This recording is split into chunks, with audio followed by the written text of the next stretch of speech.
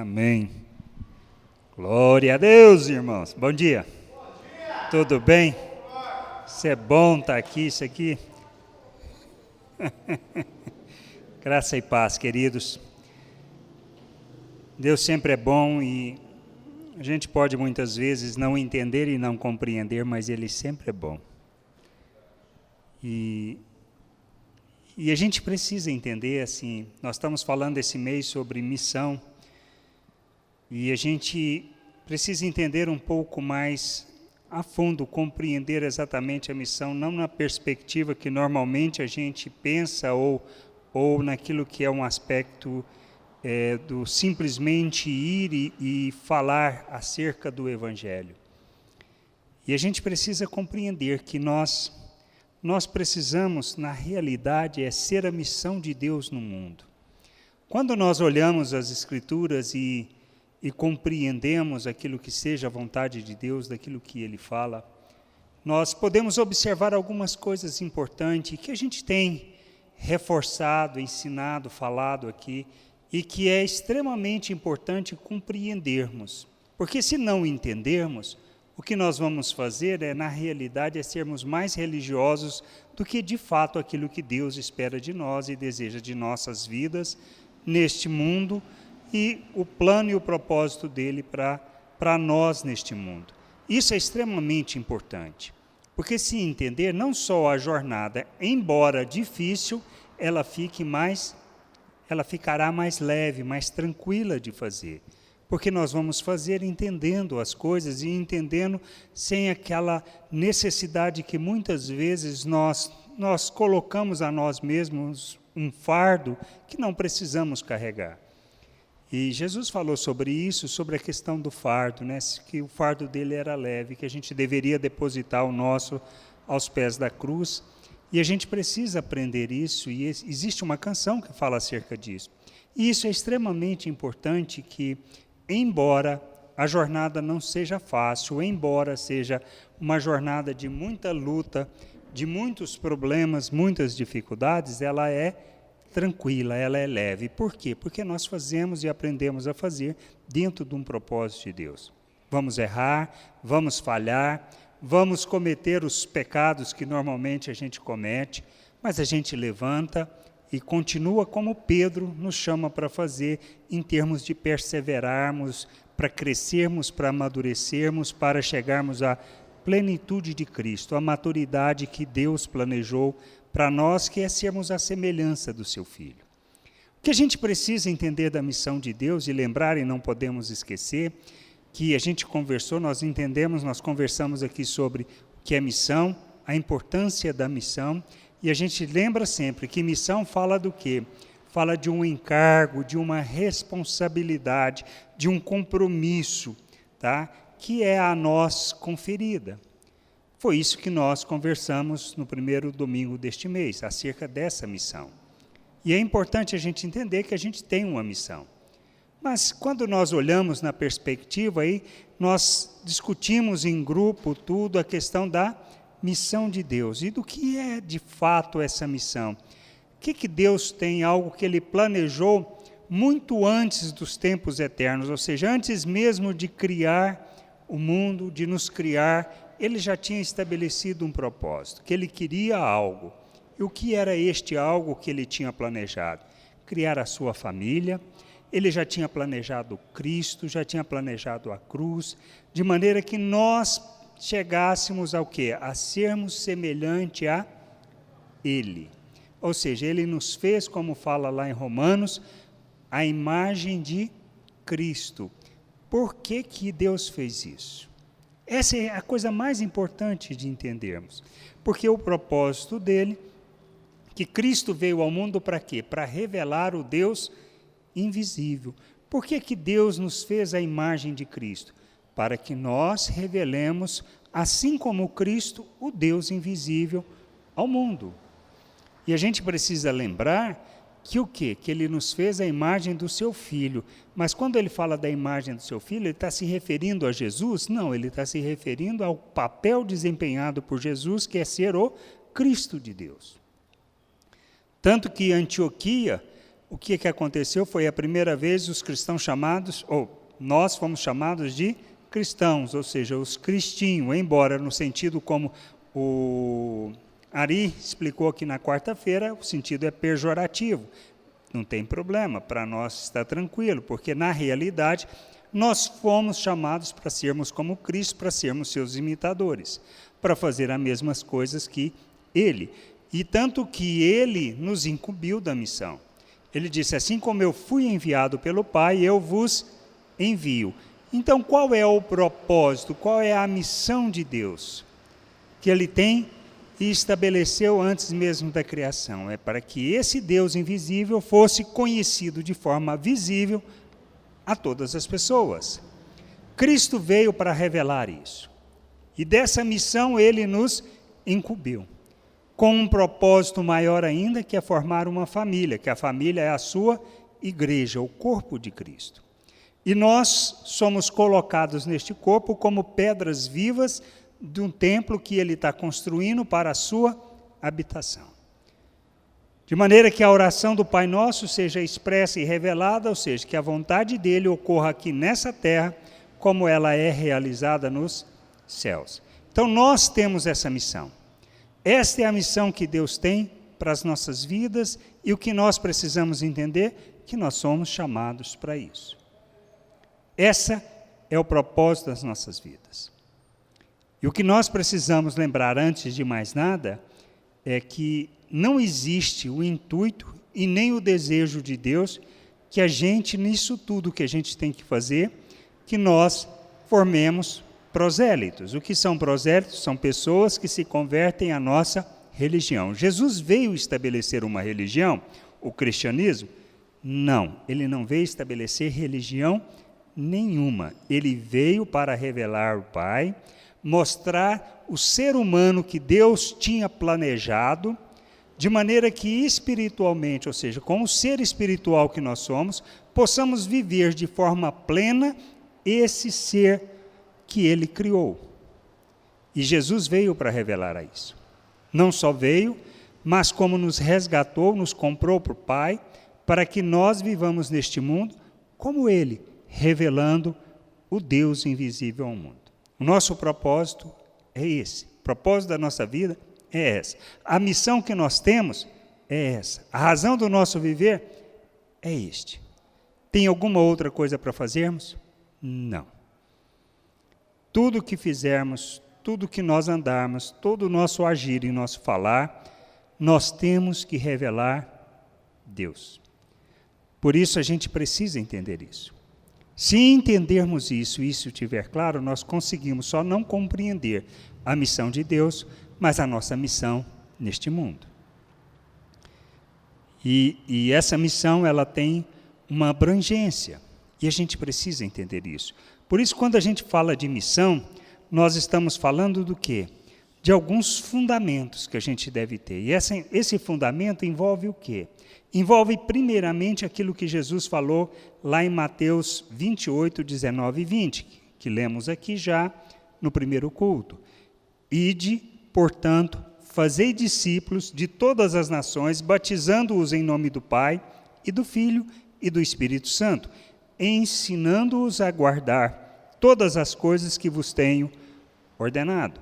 Instrução dada aos discípulos, aos apóstolos, que foram passadas de discípulo para discípulo e que é a nossa responsabilidade. Qual a nossa responsabilidade? Ir fazer discípulo de todas as nações. De algumas? Não, de todas. Quando nós falamos de todas as nações, qual é a abrangência da nossa missão? Todos os lugares dessa terra. Que começa onde? Em nossa casa, na nossa rua, no nosso bairro, na nossa cidade, no nosso estado, na nossa nação e todas as demais nações deste mundo. Então eu preciso entender que esse ide tem essa abrangência. Nós conhecemos a história do início da igreja, que estava restrito a Jerusalém. O que aconteceu?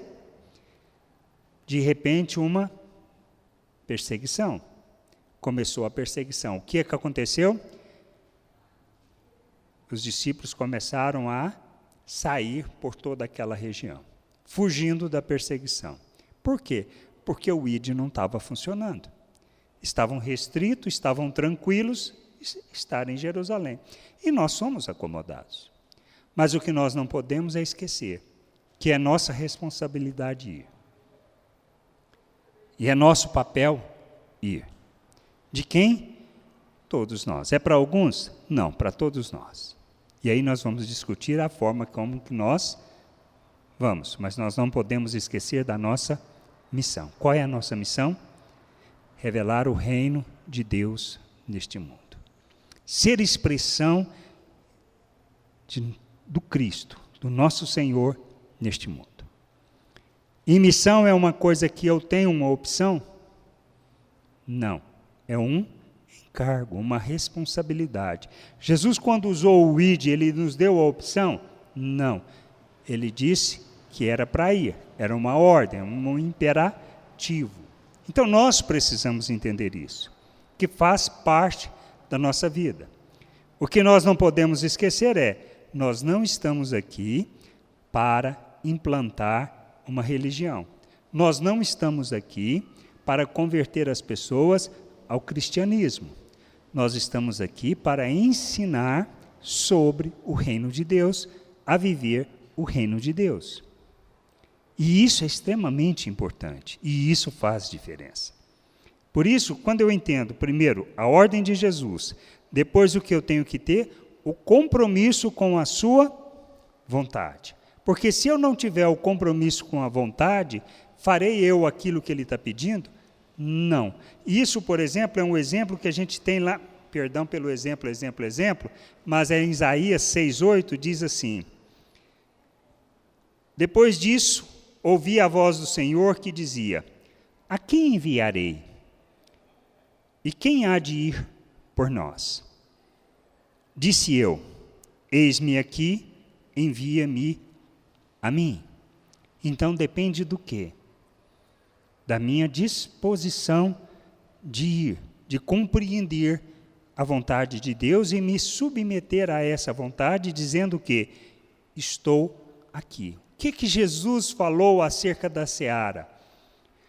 Que é normal dizerem que, olha, ainda faltam 4 meses para a colheita, mas vede os campos, que eles já estão brancos e prontos para a ceifa. O que nós precisamos entender? Logo depois ele fala com os discípulos para orar, pedindo por trabalhadores. Por que a gente deve fazer isso? Para que haja o entendimento, o discernimento em cada um de nossas vidas, para entendermos o nosso papel sobre irmos. E a gente precisa entender que isso está ligado à missão de Deus. Qual é a missão de Deus? Revelarmos o seu reino neste mundo, fazer com que o reino de Deus se manifeste neste mundo. Foi o que foi compartilhado pelo Ari a semana passada, acerca de revelarmos a multiforme sabedoria de Deus. Então, qual é a condição? Outro aspecto importante do fundamento é entendermos a condição para cumprirmos a missão. Qual é a condição? O que Jesus falou lá em Lucas 4,18, que se aplica às nossas vidas, porque sem isso nós não fazemos. Ele diz assim, que é uma passagem que se refere lá a Isaías, diz assim: o Espírito do Senhor está sobre mim, porque me ungiu para evangelizar aos pobres, enviou-me para proclamar libertação aos cativos e restauração da vista aos cegos, para pôr em liberdade os oprimidos. O que nós fazemos neste mundo? Evangelizamos, falamos das boas novas, falamos acerca do reino de Deus, falamos acerca da vontade de Deus. Nós pregamos sobre isso. Pregamos de que maneira? Falando e a maneira como nós vivemos. E além disso, o que nós temos que fazer? Que é declarar, que é proclamar a libertação que Deus trouxe. Paulo explica sobre isso de maneira muito clara na carta aos Romanos, quando ele fala que nós fomos libertos do domínio do pecado. Fomos feitos servos da justiça. E que nós devemos agora oferecer os nossos membros para a justiça e não mais para cometer o pecado. O que é cometer o pecado?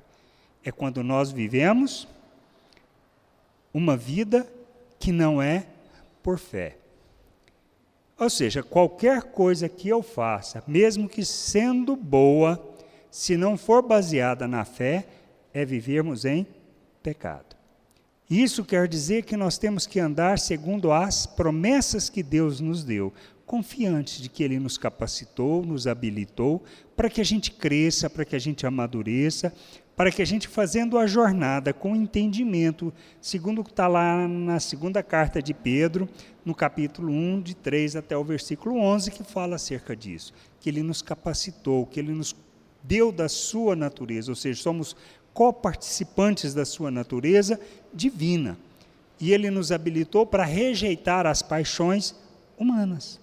E aí a gente tem que juntar a fé com conhecimento, domínio próprio, a perseverança, para que a gente faça essa jornada de crescimento. Isso quer dizer que nós vamos enfrentar lutas, vamos enfrentar problemas, mas nós temos que fazer. Mas nós fazemos isso o quê? Com esse entendimento, que o Espírito de Deus está em nós, que nós recebemos para fazer isso, ou seja, para proclamar essa libertação, falar acerca disso, para proclamar. E à medida que vamos ensinando, aprendendo, compreendendo, as nossas vistas são restauradas. Paulo fala em 1 Coríntios acerca disso, que o Evangelho, o ensino que ele trazia era para quê? Para derrubar fortalezas e aniquilar sofismas. O que são sofismas? Sofismas são ensinos que parecem ser verdade, que parecem ser bons, mas são mentiras. Do que, por exemplo, nós estamos falando? Nós estamos falando, por exemplo, de um aspecto que diz, olha, se você não se empenhar, não se esforçar para ser, você não vai alcançar as bênçãos de Deus. Mas o que Deus fala acerca disso? O que Cristo nos ensinou? Que nós fomos abençoados com toda sorte de bênção nas regiões celestiais, que nós fomos feitos filhos, que nós fomos habilitados, que nós fomos capacitados para viver a vida que Ele deseja para nós. Então, nós nos esforçamos para ser? Não, o nosso esforço, o nosso empenho de santificação está para revelarmos a obra que Deus fez em nossas vidas. Ou seja, aquilo que Ele falou, nós cremos e por crermos nós fazemos, ou seja, nós realizamos. E é no realizar que nós vamos aprender no processo de crescimento. Vamos falhar, vamos errar, vamos pecar, mas a gente levanta porque nós cremos nas promessas de Deus e nós fazemos aquilo que seja a sua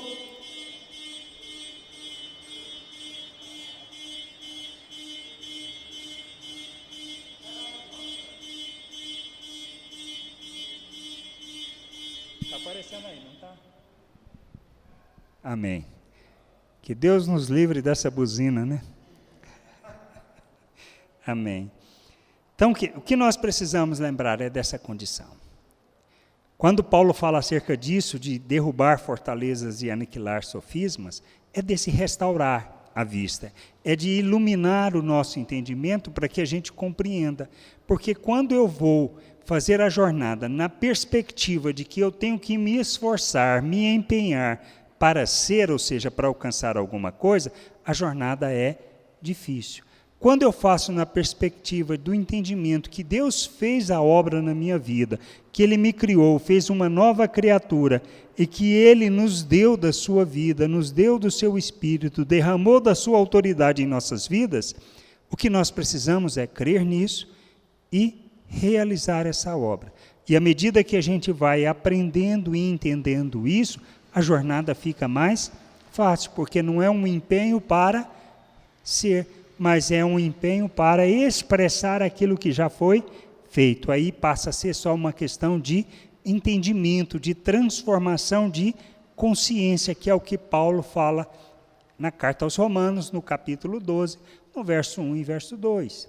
Quando ele fala acerca do verdadeiro culto que a gente deve prestar a Deus, que trata do quê? Trata de ofertarmos as nossas vidas. E aí eu preciso do entendimento. Qual outro ponto que eu preciso entender?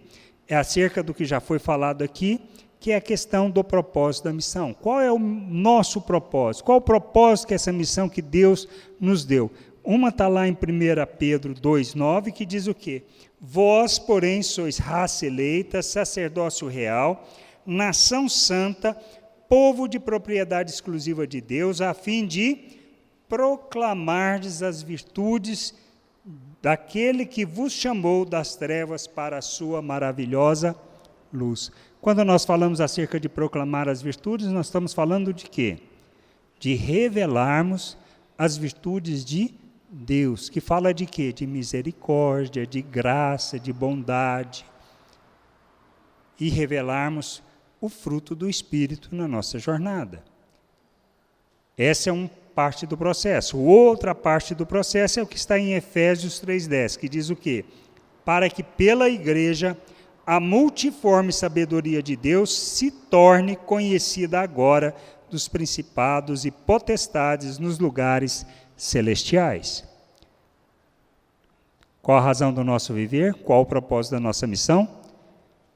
Proclamarmos as virtudes e revelarmos a multiforme sabedoria de Deus. E a gente faz isto fazendo o quê?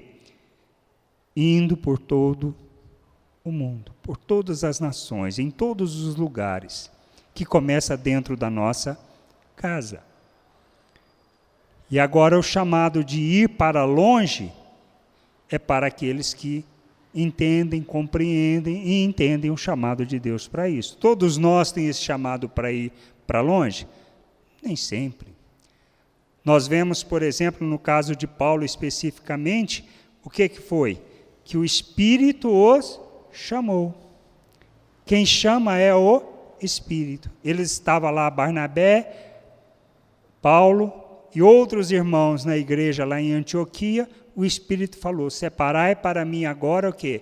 Saulo e Barnabé para a obra que eu os designei. Então, o que nós precisamos entender é isso. Entendendo que é um chamado nosso de ir para mais longe do que estamos indo no realizar da nossa missão, nós nos colocamos de prontidão como eles se colocaram e assumir esse compromisso e demoraram a cumprir essa missão? Não. Imediatamente eles começaram essa jornada de sair por toda aquela região pregando. E olhamos a vida de Paulo, nós observamos o quê? Como a Ari compartilhou, quantas viagens missionárias Paulo fez na vida dele?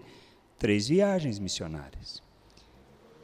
E o resultado do fruto do trabalho dele, nós colhemos hoje. Talvez ele poderia ter feito mais? Poderia, mas Deus tinha outro plano, outro propósito, outra maneira de agir.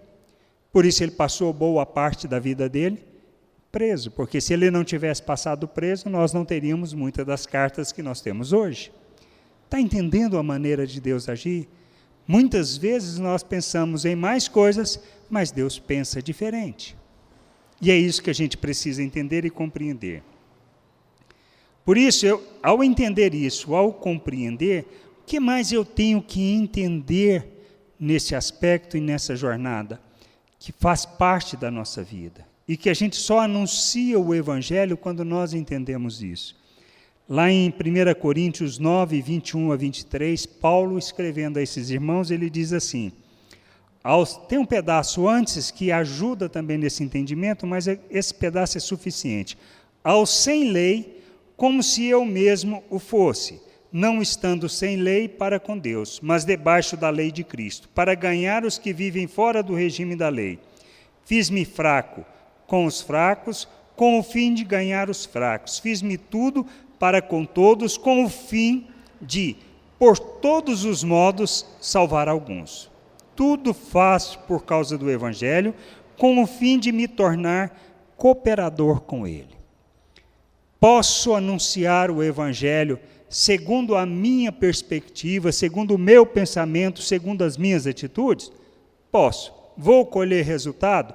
Dificilmente. Mas se eu tiver a mesma postura de Paulo, o mesmo entendimento de Paulo, que o nosso propósito de vida é salvar alguns, eu vou fazer de tudo para que o Evangelho, para a vida que eu tenho, para o entendimento que eu tenho acerca da vontade de Deus, seja transmitido a outro. E eu vou fazer o quê? Vou eliminar da minha vida toda a questão de barreira cultural, de pensamento, de entendimento, para que esse evangelho seja anunciado. Posso anunciar o evangelho proclamando junto, por exemplo, um posicionamento político de direita ou de esquerda? Posso. Quem eu vou alcançar com isso? Somente aqueles que compartilham da minha ideia e do meu pensamento. Posso compartilhar tendo acepção de pessoas? Posso. Quem eu vou compartilhar? Com quem eu vou compartilhar e com quem vai compreender a mensagem? Somente com aqueles que também fazem acepção de pessoas. Mas qual é a vontade de Deus? Que eu não faça. Que eu acolha todos, respeite, honre essas pessoas e faça de tudo para que eles conheçam o evangelho que nós anunciamos. Nós anunciamos um conjunto de regras, de dogmas, de pensamento? Não. Nós anunciamos a Deus, o seu reino, sua vontade e a maneira como nós devemos viver neste mundo. Falando de uma família, falando de um propósito, para que a gente aprenda a andar junto e estarmos juntos para crescermos juntos. Independente da nossa origem, independente da nossa forma de pensar, independente da nossa situação socioeconômica e cultural deste mundo. Quando o Ari compartilhou no domingo acerca de Hudson Taylor, por exemplo, o que ele falou? Ele é um missionário que foi para a China. Quando ele entendeu que precisava entrar na cultura chinesa, ele começou-se a adaptar àquela cultura. Foi assim que ele conseguiu anunciar o evangelho. Porque se ele tivesse chegado com a mesma postura de um britânico, tudo, ele teria anunciado o evangelho? Não, porque aquele povo detestava os britânicos. E mais, se a gente olha a perspectiva, embora Hudson se sentiu frustrado na sua jornada de chegar lá, por exemplo, levar 6 missionários com ele, depois ficarem só 2, ele estava frustrado com aquilo, porque ele queria que os 6 ficassem. Quando ele levava os 20 que 6 ficavam, o que ele ficava? Frustrado com isso. Mas o que Hudson não entendeu foi o processo de Deus. E muitas vezes nós não entendemos o processo de Deus, o que Deus está fazendo. Tanto que todo esse processo, o que aconteceu? Ele sempre tinha que voltar para a Inglaterra. Ele não queria voltar, mas ele tinha que voltar, ele ficava doente. E ficando doente, ele tinha que voltar. Quando ele ficava doente e ia para a Inglaterra, o que ele fazia? Ele falava da sua paixão e do seu compromisso com aquela nação. O que acontecia? Mais pessoas iam com ele. Todos ficavam? Não, muitos desistiam. Mas ao final das suas vidas, quantos missionários estavam na China ensinando acerca do reino de Deus para os chineses? Mais de 1000. O que a gente precisa entender é que muitas vezes Deus está fazendo as coisas de uma maneira que nós não entendemos, e nem da maneira como nós queremos, mas Ele está fazendo segundo a sua vontade. E é isso que nós precisamos entender acerca da missão que Deus nos dá neste mundo. Paulo sabia que ia para Roma. Quando ele, na sua segunda viagem, que ele estava retornando, que ele sabia que tinha que ir para Jerusalém, para depois ir para Roma, pensava ele que ele iria nas condições que ele foi, preso, e que demoraria? Não, ele imaginava fazer algo mais rápido. Chegou em Jerusalém, foi preso, ficou 2 anos preso para depois ir para Roma. Parece ser infrutífero. Parece ser que Deus não está entendendo o que Ele está pedindo para fazer. Mas, na realidade, quem não está entendendo somos nós. O que nós precisamos entender é que todos os processos que nós passamos, quando compreendemos a vontade de Deus, e nós fazemos as coisas segundo aquilo que Ele determina, os resultados virão. Não segundo as nossas perspectivas, nem segundo as nossas expectativas e nem segundo os nossos desejos, mas será segundo aquilo que seja a vontade de Deus. Qual é o nosso compromisso? O nosso compromisso é com a vontade de Deus, fazer o que Ele está pedindo, em obediência, buscando a santificação para que Ele seja conhecido. E precisamos fazer aquilo que Ele pede de nós, sem restrição, sem ser um procrastinador, sem adiar aquilo que Ele está pedindo para nós fazermos. Não importa se a abrangência daquilo que nós temos que fazer é ali na nossa casa, é no nosso bairro, na nossa cidade, ou se é para o mundo, não importa, mas nós temos que fazer. Vamos colher resultado? Não sei, porque o problema do resultado não é nosso, esse é de Deus. Onde Paulo ensina sobre isso e ele fala? Quando a gente lê lá em 1 Coríntios 3, de 7 a 9, que ele está discutindo a questão da igreja de Corinto, a questão do que cada um fazia naquela igreja, ele diz assim: de modo que nem o que planta é alguma coisa, nem o que rega, mas Deus que dá o crescimento. Ora, o que planta e o que rega são um, e cada um receberá o seu galardão, segundo o seu próprio trabalho, porque de Deus somos cooperadores, lavoura de Deus, edifício de Deus, sois vós. O que Paulo está ensinando? Que nós regamos, nós plantamos, nós regamos, nós colhemos, mas quem dá o crescimento é Deus. O resultado é responsabilidade de quem? De Deus. Quem sabe do resultado é Deus. O que nos compete fazer? Aquilo que Ele diz para nós fazermos. O que nós não podemos fazer é nos omitirmos. Nós temos que fazer como Isaías, se colocar: eis-me aqui para fazer a tua vontade. E qual é essa vontade? Deus nos dá essa direção. E nós sabemos que é para fazer. O que muitas vezes nós fazemos é sermos procrastinadores, ou seja, nós adiamos, postergamos, deixamos para frente. Por quê? Por vários motivos. E a outra coisa que a gente começa a fazer e nós não vemos resultados, nós desistimos. Nós não entendemos e não lembramos que nós não estamos nem sempre para colher resultado. Podemos até colher fruto do trabalho. Mas a abrangência daquilo que Deus está fazendo é muito maior do que nós imaginamos. Poderia Paulo imaginar que todo o trabalho e parte daquilo que ele escreveu, da sua preocupação com as igrejas, chegariam até nós e que seria um instrumento para que esse evangelho fosse anunciado com entendimento e com discernimento? Sim. Usam para fazer disso uma religião? Também. Mas isso é problema? Não. Qual é a nossa responsabilidade? Ao entendermos a vontade de Deus, fazermos a vontade de Deus. Por isso precisamos entender que nós somos a missão de Deus no mundo. Precisamos entender a missão de Deus, qual é a sua vontade e seu querer, nos colocarmos à disposição, tendo o entendimento de que Ele nos capacitou, não sermos procrastinadores, mas devemos realizar aquilo que seja o querer e o desejo do Pai. Nos colocando sempre como oferta, como Cristo, pois só assim o Senhor será conhecido, o seu reino revelado, seremos o sal nessa terra, a luz deste mundo, para que o reino de Deus seja, de fato, proclamado, expresso e revelado neste mundo. Sem religiosidade, sem a hipocrisia, sem formarmos prosélitos. Nós não estamos aqui para formar prosélito e nem para converter ninguém. Nós estamos aqui para revelar o reino de Deus e fazer o Pai conhecido neste mundo.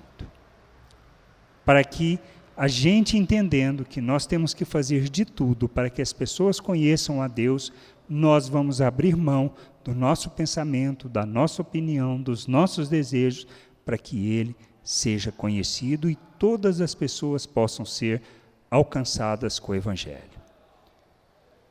E de maneira que a gente entenda, compreenda que não se trata deste momento que a gente tem religioso, como é conhecido. Nós não vivemos pelo culto, nem pelas reuniões que fazemos em casa e nem pelas ações que nós realizamos. Nós precisamos entender que a vontade de Deus é que a gente viva o seu reino em todo tempo, todo lugar, segundo a sua vontade, expressando as virtudes daquele que nos chamou das trevas. E a gente precisa entender isso, pois somos um povo santo. Somos a nação de Deus, somos propriedade de Deus e estamos aqui para proclamar este reino ao mundo, revelar este reino ao mundo. Amém? Que a gente possa entender, compreender que esse é o nosso papel. E mais, se eu entendo essa missão, eu entendo o compromisso. Como eu realizo essa missão? Se eu não posso ir, o que eu tenho que fazer, o que eu posso fazer? Ajudar quem está indo. Porque o mais difícil nessa jornada é, como Paulo mesmo sofreu e padeceu várias vezes, tá? Que ele teve que parar de anunciar o evangelho para poder trabalhar, ter o seu sustento e também anunciar, ou seja, ele dividia. Quando as igrejas entendiam que mandavam oferta, que mandavam ajuda, ele se dedicava exclusivamente ao ensino acerca do reino de Deus. Quantas pessoas estão indo, que estão passando dificuldade e que nós poderíamos ajudar e não ajudamos?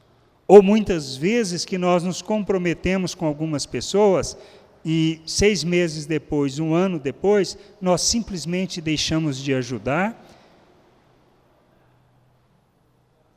E isso é o compromisso que Deus nos chamou? Por isso eu preciso entender, Deus está me chamando para quê?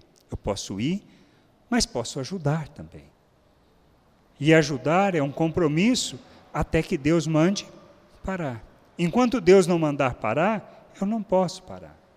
Deus pode fechar todas as suas torneiras, aí você pode entender, está na hora de parar. Mas por quê? Aí você deixa com Deus. Mas você precisa ter o discernimento a hora de fazer e a hora de parar. E não simplesmente parar porque você está deixando de fazer algumas coisas na sua vida. A gente precisa entender isso, compromisso, responsabilidade com aquilo que seja a vontade de Deus.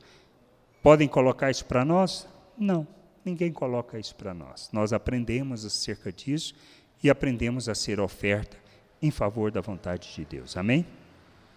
Que a gente entenda, que a gente lembre disso, que a gente não esqueça que nós, de fato, é que somos a missão de Deus neste mundo e temos o papel de revelar o reino de Deus. Amém? Não só aqui, mas em todos os lugares. Não só indo, mas ajudando a ir. Se o Rafael um dia puder compartilhar da dificuldade que ele passou por causa disso. Muitas pessoas se comprometeram e na metade do caminho deixaram de ajudar. É ou não é? E nem avisaram que iriam parar de ajudar.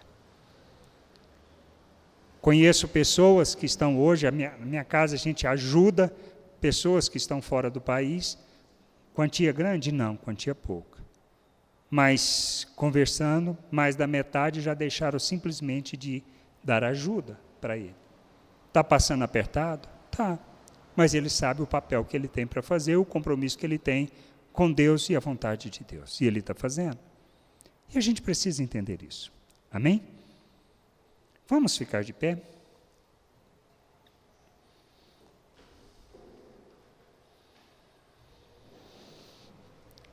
Senhor, nós te agradecemos por esse tempo, agradecemos por tua bondade, misericórdia, tua graça, pela tua vida.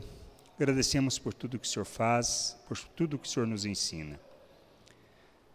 A gente precisa de entendimento, discernimento e precisamos viver plenamente a tua vontade e teu querer. Conduza-nos em sabedoria, conduza-nos em graça, conduza-nos, Senhor, em toda a tua vontade para sermos expressão